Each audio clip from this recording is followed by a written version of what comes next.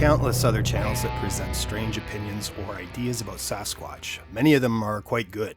So I don't want to simply mimic what others have done and throw more wood on the fire. What I would like to do here is to talk about some ideas that I have that I've not heard expressed elsewhere.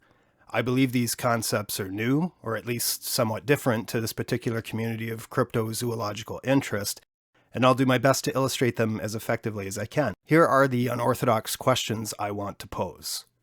Could Sasquatch be a descendant of an ancient race of giants, in particular, the giants of Nordic mythology?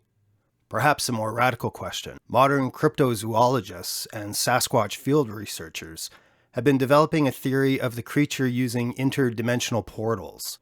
Could the Sasquatch use these portals to travel between this world and the underworld, similar to how Odin moved between the worlds of the living and the dead? And furthermore to that claim, is Sasquatch using Rune Magick by way of the myriad of broken tree sculptures? Are they performing cloaking rituals or utilizing the runes for communication between other members of their species or with another species of entity altogether? Could these trees and branch installations be some sort of search for a world tree like Yggdrasil, Axis Mundi, or the Tree of Life? Before we broach into these more esoteric ideas, let's get the well-established primer material out of the way.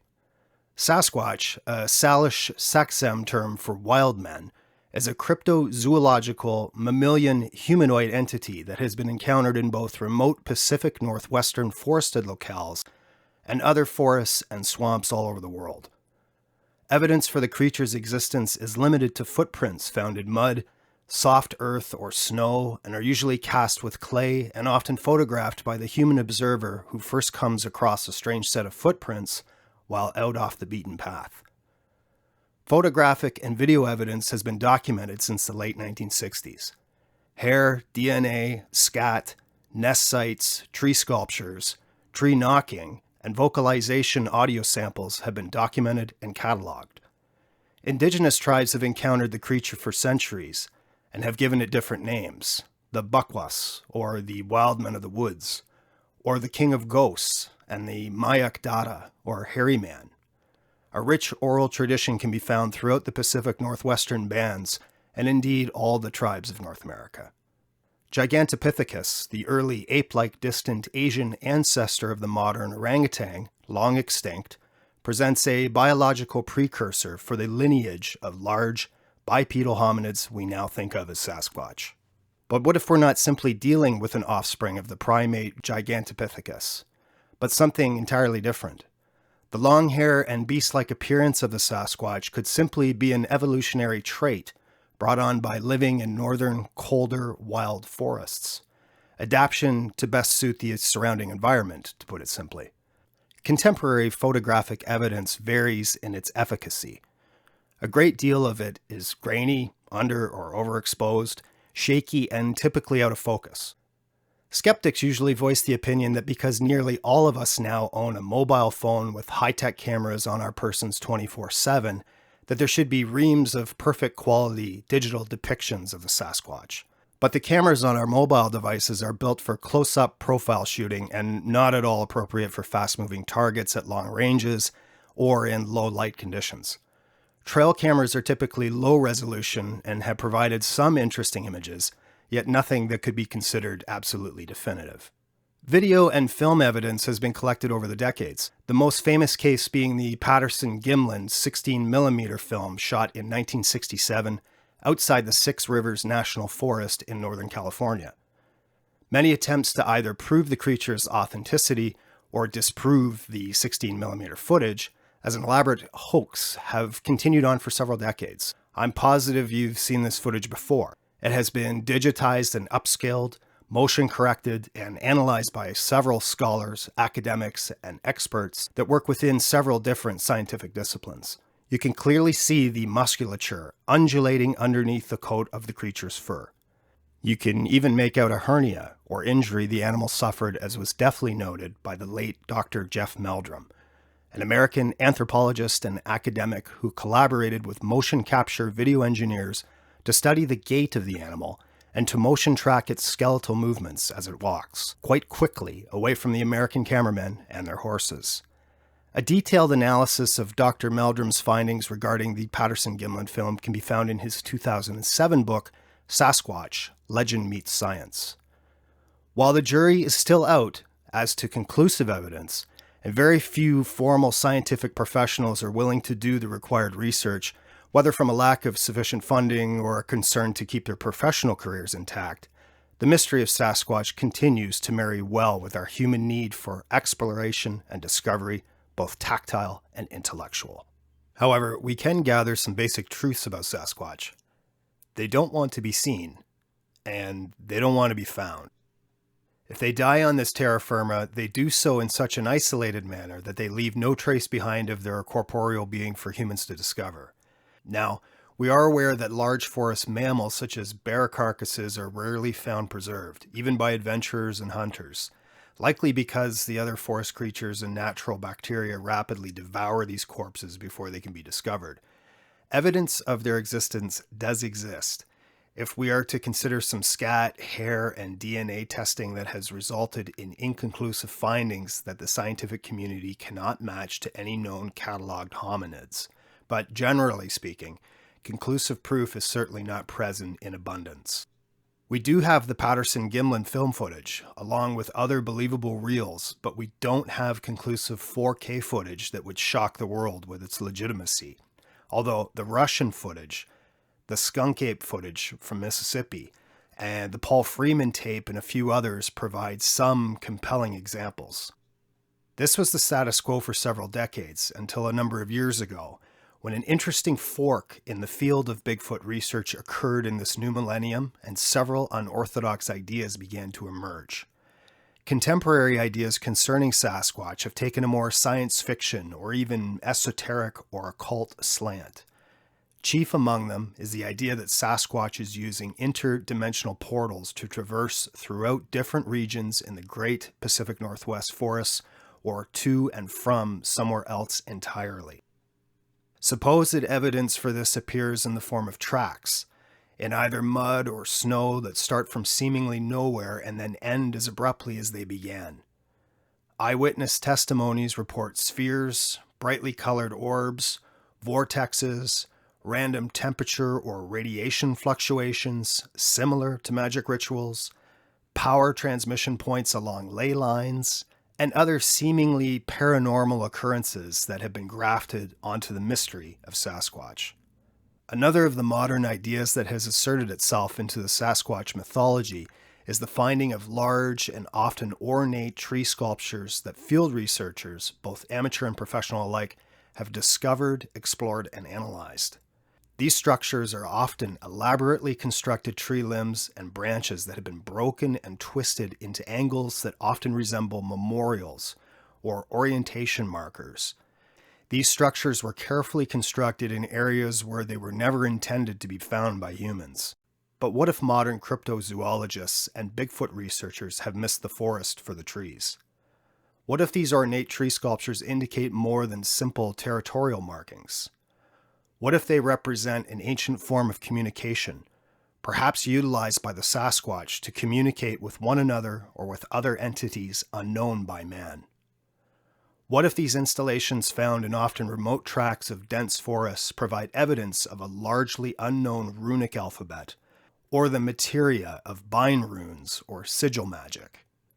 Or, furthermore, what if the Sasquatch are searching for the proverbial tree of life, the Yggdrasil or Axis Mundi, and are utilizing their tree sculptures as a way of orienteering throughout the forest, or through extra-dimensional realms that we have no present understanding of?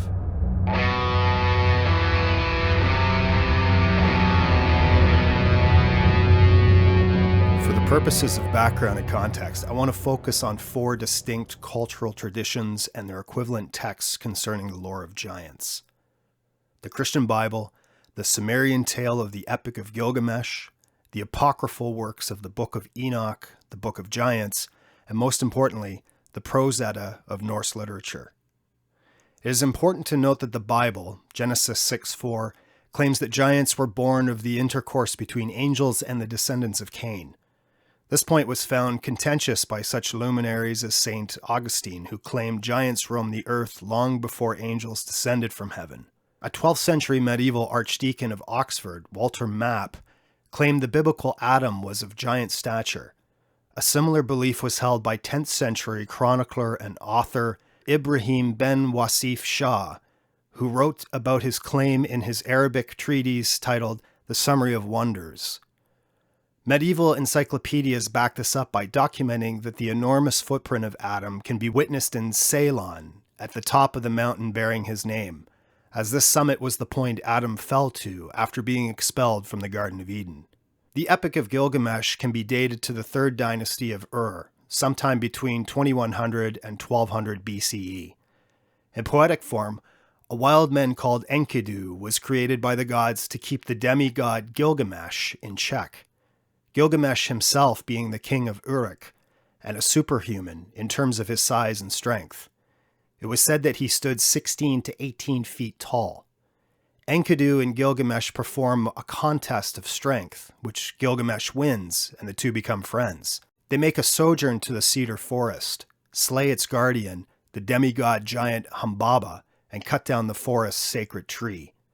We should also note here that in the Book of Giants, one of the fallen angels is called by the name Gilgamesh. The Book of Enoch is an ancient apocalyptic religious text that is believed to have been written sometime between 300 and 200 BCE. It was not exactly known to Western civilization until manuscripts containing the Book of Enoch were discovered by Scottish explorer James Bruce in 1773 after he had traveled to Ethiopia. Enoch was the father of Methuselah and the great-grandfather of Noah, and in his antediluvian tale, he illustrates the many visions he had concerning the kingdom of heaven, the wrath of God, the power of the angels, and the rebellion that would spawn a race of giants that would haunt the earth. The Book of Giants was found among the Dead Sea Scrolls and is often incorporated with the Book of Enoch to illustrate the evil that took hold of the world after the Watchers descended to the earth, and to provide some context as to why the Abrahamic God brought forth the great flood to repurify his holy creation.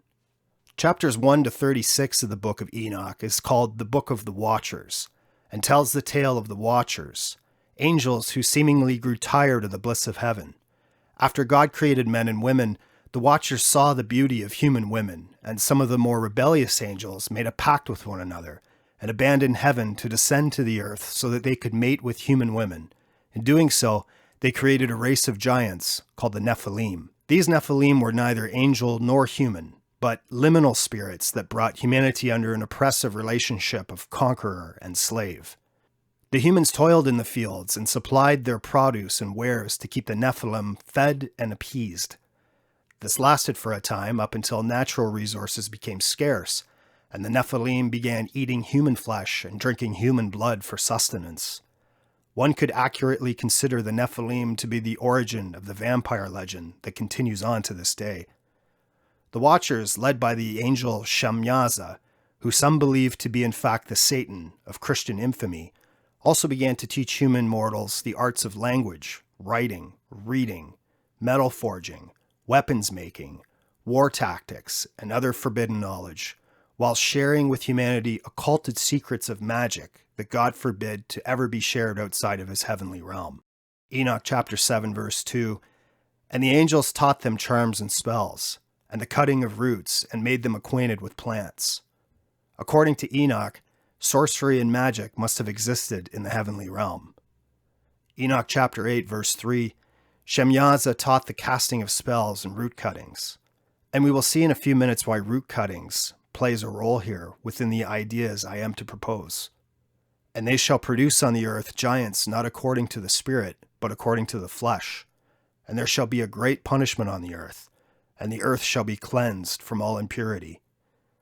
In his The Book of Giants, The Watchers, Nephilim, and the Book of Enoch, author and researcher Joseph Lumpkin paraphrases the Manichaean version of the Book of Giants and writes, "The angels separated out the human beings and posted a watch over them. The angels seized the giants from the demons and led them, the children of the giants, to safety in 32 distant towns prepared for them by the living spirit at Aryan Wazin, the traditional homeland of the Indo-Iranians, in the vicinity of the sacred Mount Sumeru and other mountains. These people originated the arts and crafts. God commanded 4 angels to bind the egregori with everlasting charms in a dark prison, and the angels annihilated their children. Even before the rebellion of the egregori, this prison has been built for them under the mountains. In addition, 36 towns had been prepared for the habitation of the wicked and long-lived sons of the giants before they were even born. The binding of Azazel, at the command of God by the archangel Raphael, who chained him to jagged rocks, is similar to the binding of the Nordic trickster god, Loki, as we shall discuss in a moment. According to Genesis, the Nephilim walked the earth both before and after the Great Flood. Scripture doesn't refer to the post-flood giants as Nephilim. Instead, clans of giants called Anakim, Raphaim, Emim, and Zamzumim are described. Joshua says that the Anakim were destroyed except for some survivors that remained in Gaza, Ashkelon, and Gath. Goliath, from the famous biblical story of his battle with David, came from Gath. There are 2 possible explanations for how any gigantic being survived the flood. Either genetic traits survived via Noah's bloodline, or a second angelic rebellion took place after the flood. The other entity that was likely to survive the flood would have been the siren. And should you want more information regarding sirens and the magic of water, you can watch my video on this topic. Make your own conclusions here.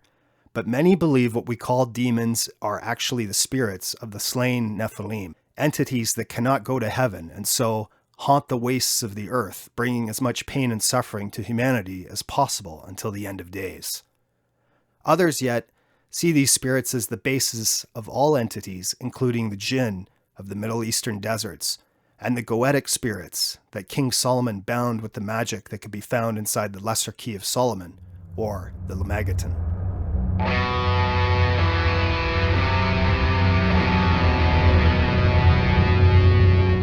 Nordic culture is a difficult realm to research, as much of the Old Norse culture and practices were erased by the incursion of Christianity into the north of Europe. What remains of the written record is quite sketchy in terms of its reliability. We have remaining the skaldic corpora and the prose and poetic Eddas. Snorri Sturluson, an early 13th century Icelandic knight, poet, historian, and politician, is credited with writing and compiling the Nordic Prose Edda. In truth, the Prose Edda is likely a distorted Christian facsimile of the actual Nordic mythological cultural roots. Christian missionaries often changed the names of several pagan feasts and celebrations, frequently plagiarizing the local culture so that their own customs would be more readily digested by the citizenry. Think of it as grafting a belief system onto an existing vibrant culture. The Saturnalia became Christmas, for example. The ancient Celtic festival of Samhain became Halloween. For now, however, the Prose Edda, as written by Snorri, gives us a starting point to learn about our ancient tales of the gods and goddesses, the Valkyrie and the void of Ginnungagap, and the fate of Ragnarok. The Prose Edda begins with Gelfingening, which details the cosmological Norse origin story of the fiery regions of the southern Muspelheim and Niflheim, the frozen region at the north, and the void Ginnungagap that lies between them. The story of creation takes place alongside the tales of the trolls and the Jotnir, the first race of giants. The giants of the ice were known as the Hrimthursir. While there is no direct evidence that the Norse people worshipped the giants, Thursian left-hand path sorcery has had a contemporary revival and is still practiced to this day. Interesting anti-cosmic Gnostic paths have been written about extensively and can be found in the writings and practices of former Swedish black metal composer Johan Lager, also known as Akortu. Werewolfism and shape-shifting magics have been a part of this gnosis. The Edda goes on to describe the Nordic creation myth before it delves into the factions of deities that inhabit this incredible realm. The Aesir are gods in Germanic paganism. The Vanir are a group of gods associated with wisdom, fertility, and the ability to see visions of the future. The Aesir war versus the Vanir resulted in a lasting truce between the warring factions. Throughout the Edda, we are introduced to the home of the gods, called Asgard, and we learn that the enemies of the gods are the giants. The Norse sagas indicate the Jotun as the titanic ancestral giants, benevolent to the gods. The Thursas are the frost giants who hail from Utgardian chaos and are antagonistic to the gods. Odin is the revered god in Norse mythology and Germanic paganism. The gods have powers, but many pay for their attributes with a related loss. For example, Odin sees all, but loses an eye. It should be also noted here that Odin is seen as a demiurge in certain anti-cosmic paths. That is to say, the creator of a prison world. He was also the one that hung himself within the branches of Yggdrasil and had the magic of the runes revealed to him after this ordeal. He and his brother slay the giant Ymir and use his body to fill Gningagap, the primeval void. There are several giant encounters to be found within the Prose Edda. Valthrudnir, the Aesir, was perhaps the mightiest and most intelligent of the giants, and he engaged in battles of wits and cunning with Odin. Skaldi is the daughter of the giant Thjazi. The Edda portrays giants as complex social beings with characteristics similar to the gods.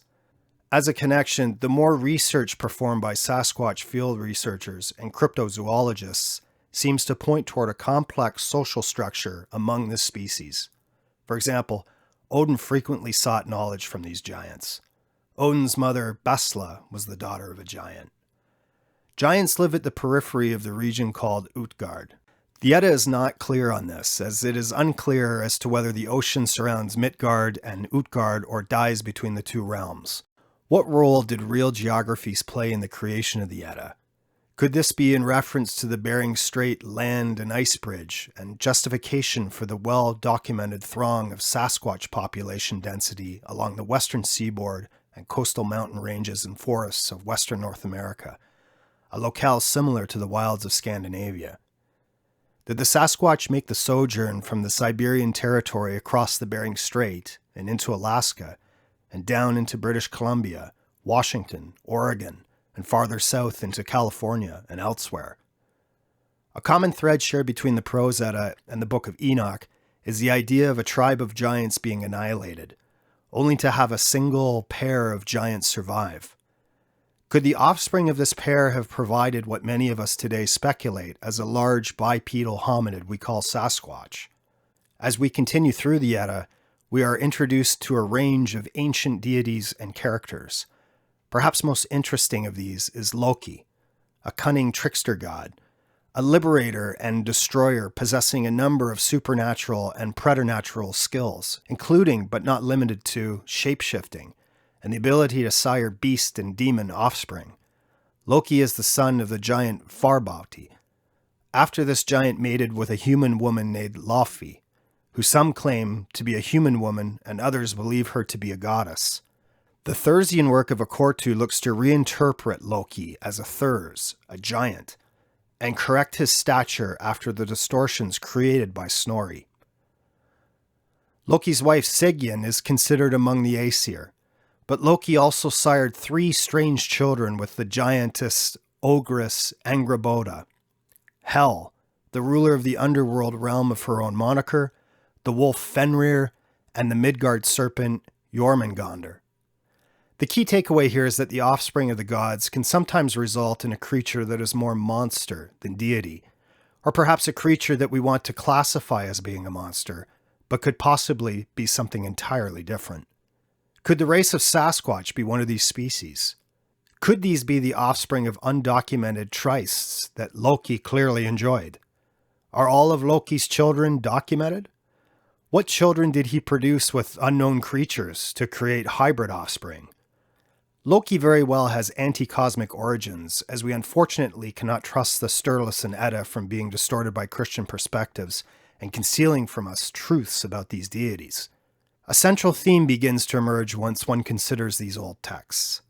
The offspring of giants in Norse mythology often results in monstrous offspring. The children of the fallen angels in the Book of Enoch resulted in the monstrous Nephilim. We must consider the children of Loki, the giantism we find in the Epic of Gilgamesh. There is also the possibility of these bestial children running for cover of the forest and engaging with one another as well. Therein lies the question, Could Sasquatch be a descendant of the Nordic giants? If one is willing to look beyond the distorted remaining scholarly texts and remain open to ideas and perception, the possibility must surely be entertained. So why highlight these ancient tales of giants that coexist with the origin tales of both man and his gods across different cultures, geographic locales, and chronological time? There must be something to all of this. Men that were neither completely human nor were they themselves gods, but something corporeally liminal, somehow in between. When we think of Sasquatch, many of us likely think of a species of beast, a hairy, extra-chromosome mammal that is incredibly elusive, is never captured, is rarely photographed, and whose cunning and survival capabilities make it a force that is forgotten by many, but of course, all too real to the human witnesses who have seen or even interacted with this mystical creature. Whether they stumbled upon sets of large footprints, heard tree knocks or strange howls in the dead of night, or had rocks thrown at them or their hunting party while in the backwoods, many of these people are often too afraid to speak up for fear of being ostracized from their community or profession. Could ancient cultures have used mythology as a clever way to encode a mystery that could preserve across millennia? An oral tradition of storytelling that the indigenous tribes of North America, Siberia, and the Himalayas understood as forest spirits that could take the shape of a beast in the forest. Author Robert McKee wrote that the life-mirroring mechanism of storytelling converts raw life experiences into structured and comprehensible forms. It converts seemingly random chaos into a more digestible and understandable roadmap. The archetypal man versus beast narrative, or man living in proximity to something he doesn't quite understand and therefore fears, has been around since time immemorial and can be traced back at least as far back as the story of Beowulf from 1000 AD. And of course, Grendel, the monster in this ancient tale, was explicitly referred to as a Thurs.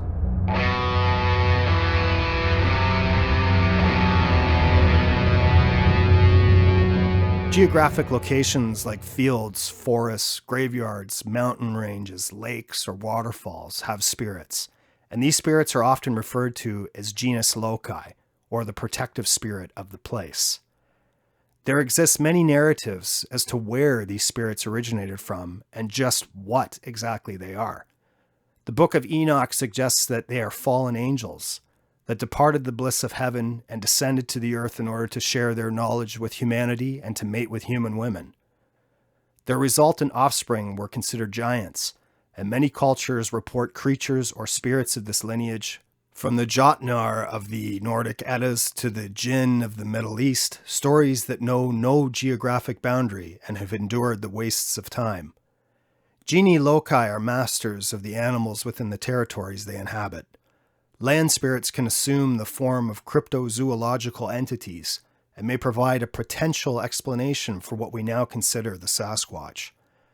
In Chapter 11 of his book, Demons and Spirits of the Land, the late French medievalist Claude Leucoteux provides many examples of rock throwing that occurred at new habitats formed on the periphery of European civilization. There certainly exists the possibility that Sasquatch research could be mistaken, and that it is the genii loci taking physical form in order to harass people, for reasons known only to themselves, perhaps the protection of territory, protection against humans, etc. Essentially, it is possible these genii loci have been mistaken for Sasquatch. This idea is largely unexplored, and views the question through a lens of European folklore. Is what we consider to be Sasquatch actually a misidentification of forest spiritual entities we commonly refer to as genus loci? A genus loci will protect its region of influence from the trespasses of man.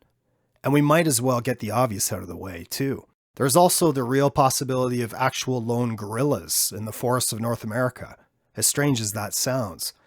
Exotic animal possession laws are quite lax, especially in the United States, and we have no real way of knowing everything that is imported into our continent from elsewhere. Wild creatures that would not become domesticated became too unruly, too expensive, or too dangerous to feed and keep fed.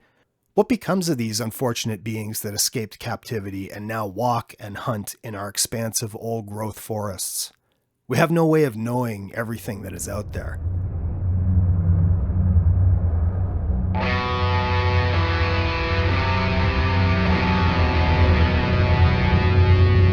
have considered much in this video, but fear not, things are about to get stranger still. So I would encourage an open mind before continuing on.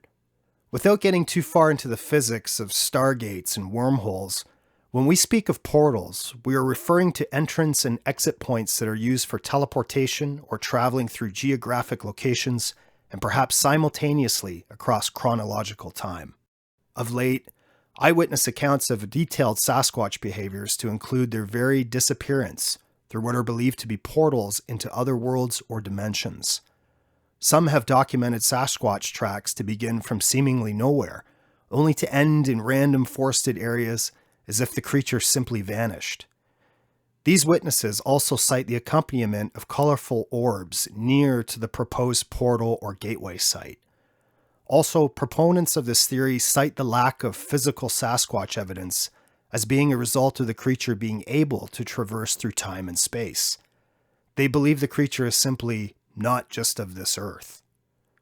Could the Sasquatch use these portals to travel between this world and the underworld, similar to how Odin moved between the worlds of the living and the dead? The underworld appears in nearly all cultures. It is a mythical place, usually illustrated as a dark world that exists beneath the land of the living that serves as a final resting place for the souls of the dead. There are powerful spirits and entities there that rule over the dead. Recall Hel, for example, the Norse goddess of the underworld, who was the daughter of Loki. Portal theorists have opined that Sasquatch could in fact be an interdimensional being, meaning it is not simply a large hominid mammal, but rather a spiritual entity more in league with specters, phantoms, or demons. Whatever is the case, I'm sure many of us could speculate as to why Sasquatch is using a network of portals in the dense forests. Is it to evade capture, or to expedite travel, or to cause confusion should any humans witness their movements? Or are these creatures searching for something unbeknownst to man? In his History of the Danes, Saxo Grammaticus spoke of a supernatural race of giants when he wrote, "Such creatures, endowed with transmutable bodies, so that they have the incredible power of appearing and disappearing, of being present and suddenly somewhere else." While discussing the mythology of giants from different ancient cultures, I spoke about some of the different trees, or world trees that have been held in sacred regard over time. The Axis Mundi, a pillar that connects the underworld, the earth, and heaven, and the Yggdrasil tree of the Norse, from which Odin hung for 9 nights and days when he discovered the magic of the runes, are exemplars of this motif. Could Sasquatch be searching for this sacred tree, this gallows of the hanged god, Odin? Moreover, is Sasquatch using the runes Odin discovered in this hallowed place for their own sorcerous intentions?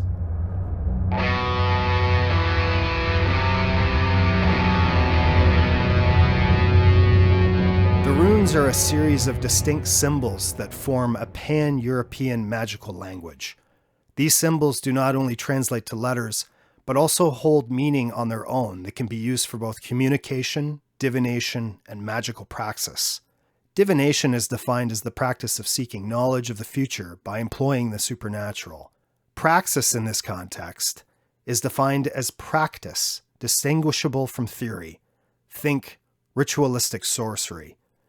Used by pagan Celts and Germanic peoples, the runes have been utilized for over 2,000 years, making them as old or even older than Christ, and have been found inscribed on many different stone circles, dolmens, tablets, tools, and in some remarkable settings, even engraved into human skulls discovered by archaeologists over the course of several centuries. If you were to look at a crosshatch of tree branches within a forest canopy, one could make out several, if not all, of the runes. The photograph on the cover of Jan Fries's Hellrunar illustrates this point, and we might ask ourselves if this was indeed the view Odin saw as he gazed up at the Yggdrasil canopy as he swung from the noose and the runes revealed themselves to him. Bind runes are a combination of 2 or more runes, often incorporated into a stylistic manner that individuals use as a magical sigil or a personal symbol. In Norse paganism, the bind rune is often created whilst envisioning an intention, and the resultant bind rune becomes a personalized talisman for its creator.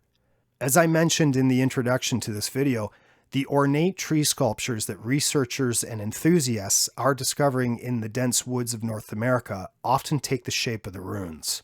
Trees are being broken, bent, and rearranged to form these shapes. The areas where these shapes have been discovered are almost always remote and often take the shape of memorial or ritual space, consecrated physical areas that encourage transformative or spiritual praxis, separating the mundane world from the otherworldly and the truly numinous. Are the broken tree branches, presumably done by the Sasquatch, their way of performing rune magic? Are they forming runes by breaking the tree limbs and branches at specific angles, or creating or utilizing runes that only they understand? Or are the discoverers of these unique sites happening upon a wilderness altar where Seder has been ritualistically performed? Seder is a form of pre-Christian Norse magic that works to intertwine, interpret, and/or shape the fate of the natural world. The word relates to a cord or snare and implies a binding or weaving of destiny. We can thread a theme of magical trees in the stories of ancient giants, Gilgamesh in the cedar forest, the Norse Eddas, and the tale of Yggdrasil. But what kinds of trees are the Sasquatch utilizing? We know from eyewitness discoveries that aspen, pine, fir, and birch are often utilized into ornate bends to form stylized geometric shapes. These are not accidental piles of deadfall, as some skeptics would have you believe, but rather weaved patterns. Apart from rune construction and utilization, what else could the Sasquatch be doing with these tree installations? Are they being employed in magical or memorial rites? Arcana Viridia, The Green Mysteries, written by lifelong permaculturist, herbologist, and magician Daniel Scholk of the Cultus Sabbatai, provides a wealth of information. Aspen, the shieldmaker's tree, offers protection from disease and triumph in war. An old Norwegian spell utilizes the aspen's powers to bewitch the occupants of a house. Polish witchcraft traditions use the aspen to curse. The spirit retinue of aspen mentions trembling and frightened retreat. It is associated with Venus as a celestial intelligence. Pine, known in occult circles for its healing, protection, and illumination properties. In Germany, pine was hung on stable doors to protect livestock from evil spirits. Native Americans use pine resin to smudge following a funeral or death, or after seeing a ghost or apparition. The spirit retinue of pine mentions refuge, endurance, and valor. Fir. The indigenous Shoshone steep the needles of the fir to be used to treat colds. In planetary magic, the tree corresponds to the planet Jupiter. Known for its aromatic qualities, fir is used for incense. The many fir species are often burned and the resultant smoke used in native indigenous magic and ceremony. Branches were used to chase away unwanted spirits. Russians will often refuse to cut these trees down as they are regarded as being indwelt by forest genie loci. A European pre-Christian pagan rite demonstrates a branch from the fir tree to be hung over a barn door to keep away malicious spirits and to prevent them from stealing grain. The tree is often aligned with the sun, but is also known to be in the retinue of Saturn. Birch, often considered a female totemic, the tree is an emissary of Venus. Its occult powers include allure, coercion, and summoning. The Ojibwe use it for protection from ghosts, and the bark was hung on the outside of the home of the recently dead so that their spirit may take flight. In Scandinavia, the tree is associated with May Day, and the maypole is often a living birch tree. Russian magic includes the tradition of using birch to conjure wood spirits. The birch is maligned in Christian circles as the branches were used to scourge Christ at the crucifixion. In Ozark magic, the branches were set alight to create a divinatory fire. There are of course many other sacred trees that are likely being utilized within the vast forested areas of North America. Chief among them would be the ash and the yew tree. Ash. This temperate deciduous hardwood is known for its aggressive growth and for providing the best wood to burn for heat. The great Yggdrasil of Norse tradition was a giant ash tree. Magical staves are often made from the ash tree. The ancient Greek poet Hesiod claimed in his work, Works and Days, that a third generation of man came from the ash. In another of his works, Theogony, he mentions the ash tree nymphs, which are associated with the birth of giants and the creation of humanity from ash wood. The spirit retinue of the ash includes celestial ascent, angelic intercession, and transmission. Yew, an evergreen species native to Europe and Britain, but also found throughout North America. Many parts of the yew are highly toxic, and even more so in the depths of winter. Found often at graveyard peripheries and also churches, the tree is connected to ancestral devotion. From a magical standpoint, the tree is a tree of Saturn and corresponds directly to death, necromancy, immortality, and purification. Within the Thursian magical practice I spoke of earlier, the roots of the yew can be used to make magical tools, talismans, and provide perhaps the most potent material with which to create a set of runes. Returning to the frequently ornate sculptures found in North American woodlots, often located off the beaten path and constructed outside the purview of hikers or photographers, and seemingly built to not be easily discovered, many of these trees are bent over, without any snow load or ice storm destruction contributing to these strange pattern workings. More often than not, the main bends of large branches are done above the typical height of a full-grown human, and far away from infrastructure where excavation equipment could be brought in to be utilized in construction. Any of you who have worked with wood or cut and trimmed trees knows that a human being is not going to be able to break a 4-inch or greater diameter tree above head height without using a handsaw or a chainsaw. Deadfall, the resultant natural completion of a life cycle and the subsequent decay of a tree in the wilderness, happens very regularly and can be found just about everywhere, particularly after a serious ice storm. Yet these ornate structures are not deadfall. There is simply no chance that several trees all fall at the same time to produce vertices of equal length and angle. The mere chance of that happening is infinitesimally small. Is a ritualistic weaving of sacred growth trees happening between this world and another more fantastical dimension we cannot understand? Are the Sasquatch drawn to these trees for a reason? Are they changing small areas of the forest landscape to act as beacons for fellow members of their own kind to gather, to worship, or to travel to other realms? Are they utilizing these tree formations in rituals of Seder? The Yggdrasil or Axis Mundi, or world tree, is thought to be a cosmic pillar, binding together disparate places of the universe. Can one posit that these broken tree sculptures, thought to be the work of Sasquatch, be some sort of search for Yggdrasil? Or could they be searching for something else?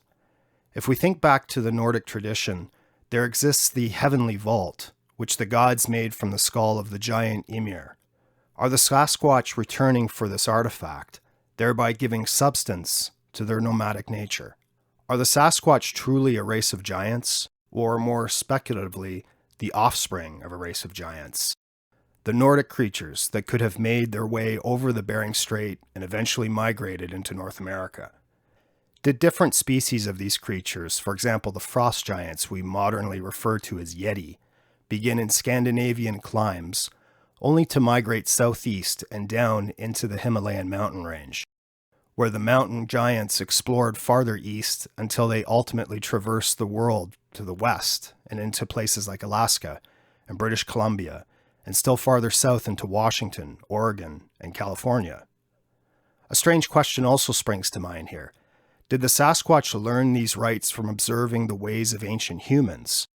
Or have we humans learned protective rites, curses, and other magical workings from woodland rituals the Sasquatch have engaged in? The world of flora has human anatomical corollaries. Roots, for example, connect to the dead, stability, protection. Tree branches connect to the limbs, defining straight or crooked paths, the act of scourging, flagellation, to awaken or to excite, and holy branches can be used for exorcism. When the element of air is introduced, the plant or tree becomes stronger, its root system strengthening when the canopy is accosted by wind. Wind is correlated to spirit entities. Sap or resin corrolarizes with blood. These materials are used for sacrifice, summoning, intoxication, nutriment, defense, and exorcism. Antiseptic properties close wounds. Douglas fir possesses the spirit of cleansing and exorcism. For example, scientists are now beginning to understand that balsam fir needles can kill ticks that cause Lyme disease. The ash tree has had its leaves used for dream divination. Roots are chthonic in power. Sap, resin, bark are defensive and lend their virtues as magical barriers. Stems are the very quintessence of Mercury and aid in dissemination and communication. I spoke of Satyr as Norse magic from the late Scandinavian Iron Age that facilitates the weaving or binding of destiny, cursing, and healing praxis and divination. There is also the practice of bloat, a sacrificial ritual and/or worship within Norse paganism that highlights reciprocal exchange and communal sacred relationship with the divine. Writer and researcher Shawnee Oates proposes many theories in her book, The Hanged God. Among them is the idea of ritual suicide as shamanic vision quest. Here, Oates proposes that Odin's ordeal from a branch of the Yggdrasil tree was a purposeful attempt to produce visions, not altogether different from an indigenous North American practice, intended for the purpose of gaining gnosis by pushing through a combination of spiritual and physical exhaustive torments. Furthermore of bloat, we must explore the idea of necromancy. Author Annette Galdagger-Boy has posited some interesting theories. She writes, "In the sagas, we hear of necromancy in connection with Odin. He is a master of Satyr and can foretell the future. The Norsemen also believed in Draugr, which would be a deceased person who raises from his or her grave and haunts the living. Several deviant graves have been found where the deceased have been found with heavy rocks on top of them, suggesting the living tried to keep them in their graves. This, of course, is not the same as necromancy, though it does point to the belief that humans could awaken from their graves. In the Havamal, we read, 'I know a 12th one, if I see, up in a tree knocking, a dangling corpse in a noose. I can so carve and color the runes that the man walks and talks with me.'" Boy continues, "In Gelfengening, we read, 3 roots sustain the tree and stand wide apart. One root is with the Aesir, and another with the frost giants, where Gningagap formerly was. The third reaches into Niflheim. Under it is Hvergelmir, where gnaws the root from below. But under the second root, which extends to the frost giants, is the well of Mimir, wherein knowledge and wisdom are connected. Mimir was sent to the Vanir as part of the hostage exchange with the Aesir when peace was concluded between them. The Vanir thought they had been fooled and beheaded Mimir, who was thought to be the wisest among the gods. When the head was sent back to the Aesir, Odin embalmed the head. Ylinga Saga says, "Odin took the head of Mimir and embalmed it with herbs so that it would not rot, and spoke charms over it, giving it magic power so that it would answer him and tell him many occult things." Later, in Yngling Saga, we are told, Odin had with him Mimir's head, which told him about many tidings from other worlds, and at times he would call to life dead men out of the ground, or he would sit down under men that were hanged. On this account, he was called Lord of Ghouls, or of the Hanged. In Baldur's Dramar we find, "Bloody he was, on his breast before, at the father of magic, he howled from afar. Forward rose Odin, the earth resounded till the house so high, of hell he reached." Boy goes on to theorize that in the late Viking Age and at the beginning of the Christian incursion into Northern Europe, that an increase in burial mound invasions occurred. High-status individuals were usually the target. What's interesting here is that these people would have been interred with a collection of their riches. However, these items were often ignored, and the person themselves was in fact the target. Burial mounds were regarded as liminal places between the living and the dead, the mundane world and the underworld, and were viewed as frightful and usually left well enough alone. Boy theorizes that these incursions into sacred grounds were risked because the skulls of the dead were used in divination and insight into the future, just as Odin used Mimir's head. The Ribe skull, dated to 725 AD, is a fragment from a pierced human skull, covered in runes, and was discovered in 1973. It was likely worn as an amulet, as it contains a carved runic inscription that calls on Odin for help against disease-causing dwarves. The human skull fragment was used against sorcery, and its very use illustrates the belief that ancestors could add to the potency of a spell. This, in itself, is the basis of necromancy. We should also note the Catholic Church also cites potency in the relics and bones of saints.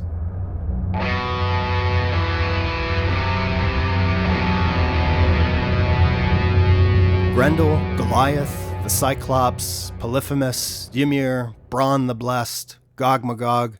The tales of giants has moved throughout human history via storytelling and the magic of language. Stories like these persist for reasons perhaps more important than what we are aware of. Maybe some kind of primordial fable or warning exists at their core, and for good reason. A very recent discovery has taken place in the German cave system, of a writing from 40,000 years ago that rethinks the entire history of cuneiform writing. As Graham Hancock says, things just keep getting older.